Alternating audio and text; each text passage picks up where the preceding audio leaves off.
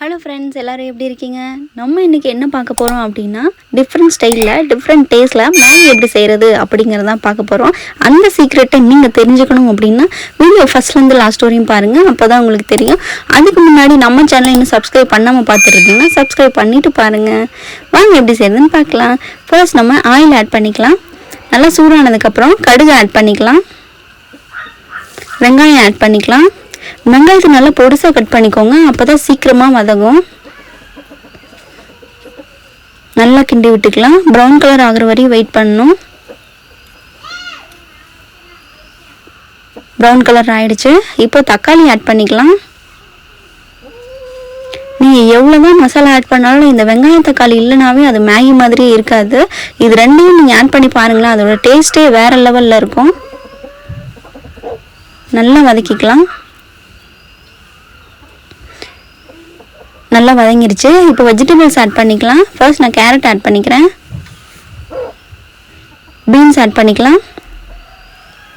நீங்கள் பீன்ஸ் எவ்வளோ வேணால் ஆட் பண்ணிக்கோங்க, ப்ராப்ளம் இல்லை. பட் கேரட் வந்து கொஞ்சமாக தான் ஆட் பண்ணணும், ஏன்னா நிறைய ஆட் பண்ணிட்டீங்க அப்படின்னா இனிச்ச மாதிரி ஆகிடும். நீங்கள் பட்டாணி இருந்துச்சுனாலும் அதையும் ஆட் பண்ணிக்கலாம், இன்னும் சூப்பராக இருக்கும். இப்போ நல்லா வதங்கிருச்சு. இப்போ மேகியை ஆட் பண்ணிக்கலாம். மேகியை நல்லா உடச்சி விட்டுக்கிட்டேன். லைட்டாக தண்ணி ஆட் பண்ணால் போதும். இப்போது அதில் இருக்க மசாலாவை ஆட் பண்ணிக்கலாம். இந்த மசாலா ஆட் பண்ணிங்க அப்படின்னாவே உப்பு மிளகாத்தூள் நீங்கள் எதுவுமே சேர்க்க வேண்டாம், ஏன்னா இதுலேயும் எல்லாம் ஆட் பண்ணியிருப்பாங்க. இந்த மசாலாவோட டேஸ்ட்டே தனி. தயவு செஞ்சு இந்த மசாலா போடாமல் மட்டும் யாரும் செஞ்சிடாதீங்க. இப்போ மசாலா சேர்த்தாச்சு. எல்லா இடத்துக்கும் போகிற மாதிரி நல்லா கிண்டி விட்டுக்கலாம்.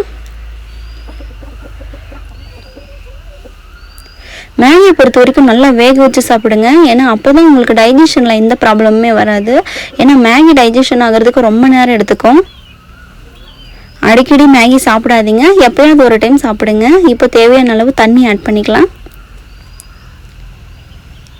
இப்போது சிக்கன் மசால் லைட்டாக ஆட் பண்ணிக்கோங்க, அப்போ தான் அந்த நான்வெஜ் டேஸ்ட் நமக்கு கிடைக்கும். இப்போ மேகி ரெடி ஆயிடுச்சு. பாருங்கள், நல்லா வெந்திருக்கு. பாருங்கள் மேகியை பார்க்கவே எப்படி இருக்குன்ட்டு, அப்படியே எடுத்து சாப்பிட்ணும் போல் இருக்குது. நீங்கள் மேகி பிரியர்களாக இருந்தீங்க அப்படின்னா கண்டிப்பாக நான் சொன்ன மாதிரி ஒரு டைமாவது ட்ரை பண்ணி சாப்பிடுங்க. நீங்கள் இதுலேயே முட்டை ஆட் பண்ணுறதுனாலும் ஆட் பண்ணிக்கோங்க, ஏன்னா எனக்கு முட்டை சேர்த்தா பிடிக்காது, அதனால் நான் முட்டை சேர்க்கலை. நீங்கள் முட்டை சேர்க்கணும் அப்படின்னா நீங்கள் சேர்த்துக்கோங்க. இந்த வீடியோ உங்களுக்கு பிடிச்சிருந்தா நம்ம சேனலை சப்ஸ்கிரைப் பண்ணுங்கள். பாய்.